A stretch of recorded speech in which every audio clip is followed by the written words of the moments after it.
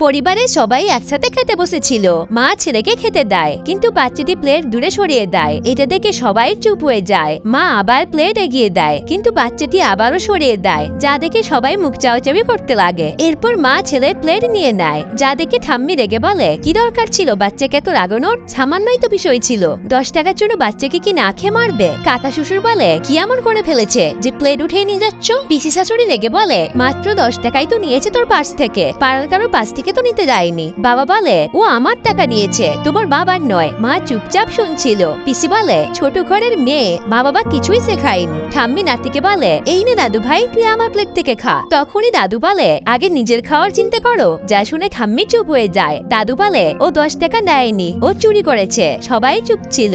দাদু বলে, আজকে চুরি করেছে, কাল না জানি কি করবে। আর আমি যদি ওর মায়ের জায়গায় থাকতাম, তাহলে দুদিন ওকে খেতে দিতাম না। এরপর দাদু মাকে বলে, বৌমা তুমি একদম ঠিক কাজ করেছো। এটা শুনে মা একটু স্বস্তি পায়, কারণ কেউ তো রয়েছে যে মায়ের শিক্ষাটা বুঝতে পেরেছে। এরপর দাদু নাতিকে বকা দিতেই নাতি খাওয়া শুরু করে দেয়। সত্যি সন্তানকে সুশিক্ষা দিতে হলে মাঝে মধ্যে কঠোর হওয়া জরুরি।